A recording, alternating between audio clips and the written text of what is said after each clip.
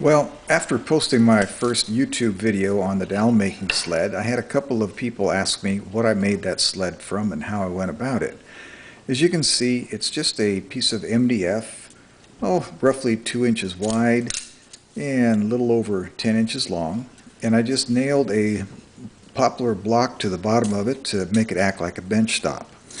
In the center of it, I used a V-bit for router and made basically this would be like a V-block to support the dowel as you're planing it down, or the dowel to be, I should say. And at the end, to kind of secure everything in place, I just cut a couple curves across the table saw, and that's how I went about it.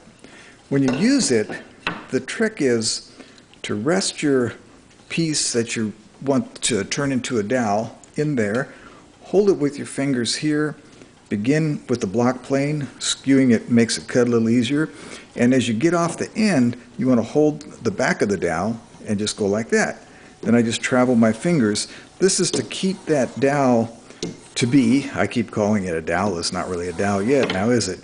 But you want to just keep it secure. Once you take a couple of 5 or 6 passes on one side, rotate it, and go ahead and attack the next angle. The pieces that I used to make the 3/16 inch dowels or pegs, remember I told you I did them on the bandsaw, and I set the fence at 3/16 plus a 64th, and that seems to work just fine.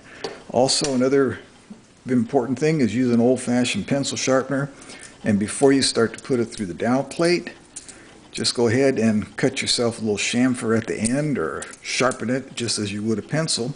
This will also be the end that I use when I start to put together the peg mortise and tenons for the armoire. So that's it. It's a kind of fun operation.